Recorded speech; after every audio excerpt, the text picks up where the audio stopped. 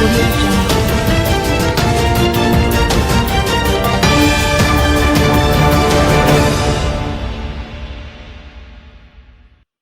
We're killing out the future. Investigators say they will leave no stone unturned as they probe the brazen early morning gun murder of a 12-year-old child and serious injury to his mother along Lindsay Crescent in St. Andrew. The dead child is Kevon Ferron. His mother, a 46-year-old businesswoman, up to last night remains hospitalized in serious condition after receiving gunshot wounds to the upper body. Kevon received a gunshot wound to his chest. He succumbed to his injuries at the University Hospital of the West Indies. According to reports, about 7:30 a.m., the businesswoman was driving a blue Mercedes-Benz along Lindsay Crescent when, on reaching the stoplights at Dunrobin Avenue, the light turned red and she brought the vehicle to a halt. The police say two men on motorcycle drove up and the pillion opened fire on the occupants of the motor vehicle. Reporters understand that the shooters reportedly drove off along Dunrobin Avenue in the direction of Constant Spring Road. A third person was also in the car, escaped injury. That individual reportedly drove the injured woman and child to the hospital, and the Papin police station was contacted. A team of detectives assigned to the St. Andrew North Criminal Investigations Branch CIB were then notified and combed the Lindsay Crescent area, going home to home and checking with businesses in close area. Spent casing were retrieved from the scene and sealed. At this time, we cannot confirm the motive or theory for this shooting, Deputy Superintendent of Police Randy Sweeney told reporters. Sweeney, who heads the St. Andrew North Police Division, is asking anyone with information to come forward to assist the investigation. Members of the small business committee nearby the scene and some residents were shocked to see the roadway cornered off and crime scene detectives carrying out their functions. Is what happened around here? A passing motorist asked one of the policemen at the scene. Oh my God, them kill a 12-year-old? Why are we like this? Every day so is a murder. We're killing out the future. Unlearning why the police were in this space. A resident said he heard the explosions but did not know the deadly shooting occurred so close by. These types of things don't happen around here, so we don't know why people want to think we are violent. This must be a one-off incident, the resident noted. As at January 18, the division had recorded 2 murders, one more than the corresponding period in 2024. There have been 5 shooting incidents up to January 18, 4 more than the period under review last year. Meanwhile, a total of 177 children under the age of 18 were murdered in Jamaica from 2019 to 2023. Data compiled by the Statistical Institute of Jamaica over the 5-year period showed that 130 boys and 47 girls were killed. The numbers for 2024 have not yet been published. Community water tanks in Clarendon Southeast reportedly stolen by some local residents. Member of Parliament for Clarendon Southeast Bernard Charles Jr. has reported the theft of some of the 8 water storage tanks installed to serve residents of Top and Bottom Hills Hall.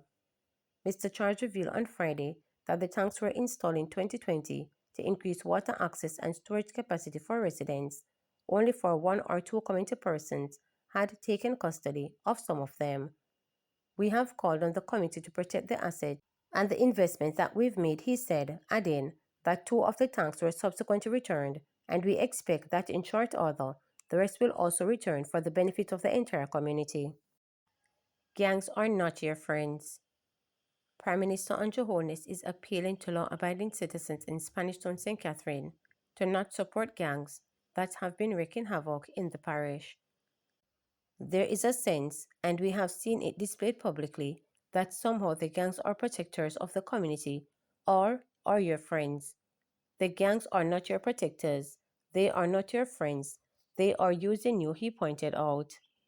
Prime Minister Andrew Holness said the plan for the government is not to target and harm communities in pursuit of gangs. The strategy of the government is to separate gangs and criminals from their community and law-abiding citizens.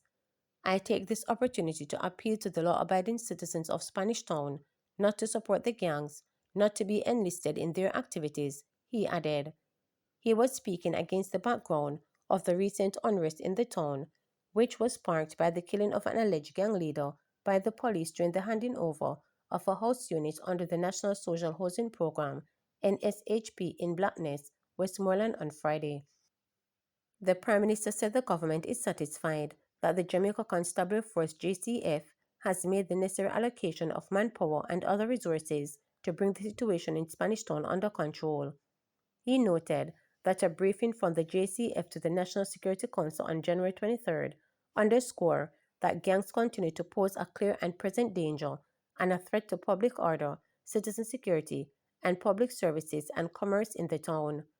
The government of Jamaica is paying close attention to this situation, not just from a security perspective, but from a developmental perspective.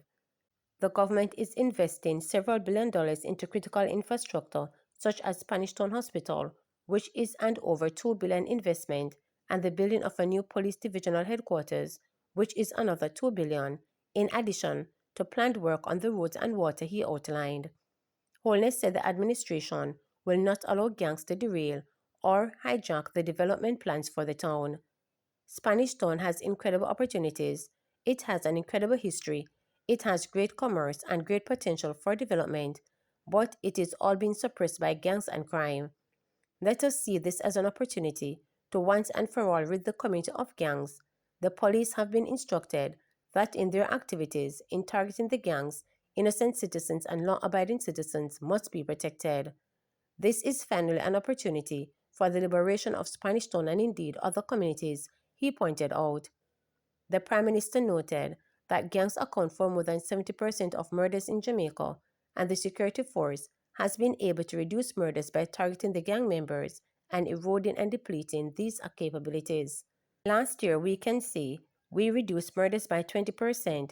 We will continue to target the gangs, and we ask for the support of the citizens in these communities where the gangs have infested and captured the lives of the community, he noted. He added that there has been significant improvement in police-community relations, which will further enhance. We will bring down the murder rate and we will keep the people of Jamaica safe, the Prime Minister pledged. Cartel contributed more to the economy in one night than you in 9 years, Bron tries investment minister. Opposition Senator Lambert Bron has blasted Government Senator Auburn Hill, stopping short of accusing him of hypocrisy for his criticism of the People's National Party PNP following an appearance of the former incarcerated dancehall artist Vybz Kartel at the party's annual conference last September. Hill used his contribution to the State of the National debate last November to also criticize the decision of the PNP and its president Mark Golding over the decision to name twice convicted attorney Atullah Asset Buchanan as the party's standard bearer in Port and Eastern for the upcoming general election. Bron hit back at Hill while making his contribution to the 2024-2025 State of the Nation debate in the Senate on Friday. He told Hill that his comments about Kartel and Buchanan run counter to his cabinet colleagues, Justice Minister Delroy Truck, who suggested in 2019 that even persons convicted of murder and manslaughter should at some point be eligible for expungement of their criminal records. His call also runs counter to the warm embrace of his Minister of Culture, Olivia Bobsey Grange, with the warm embrace she gave to him, the man Kartel, stated Bron. It seems to me that the JLP is talking out of two sides of their mouth, and that is the definition of hypocrisy, he added. Bron said he holds no grief for persons who have been convicted at some point in their lives, but said we should not play politics with the misfortune of others. He then pointed to Buju Banton's 2019 concert, Long Walk to Freedom, which was held at the National Stadium shortly after Banton was released from the United States prison, where he was sentenced to 10 years on a drug conviction. That concert brought real benefits to Jamaica. People came here. We earned foreign exchange. Buju and berries, whether at Plantation Cove, St. Anne, or in Miami, bring foreign exchange to the country, Bond said before urging Hill not to condemn members of the cultural and creative industry who may at some point in time have run afoul of the law. I say this much, the cultural and creative industry will bring more to Jamaica than the corporate companies that Hill is talking about. To underscore his point, Brown noted that Cartel's Freedom concert at the National Stadium on New Year's Eve was reported to have impacted the Jamaican economy at a tune of $1.5 billion to $2 billion. Someone said to me that in one night, Cartel earned more in investment for Jamaica than the ambassador appointed in 2016 and now the Minister of Investment Hill has brought to Jamaica in 9 years, Brown remarked.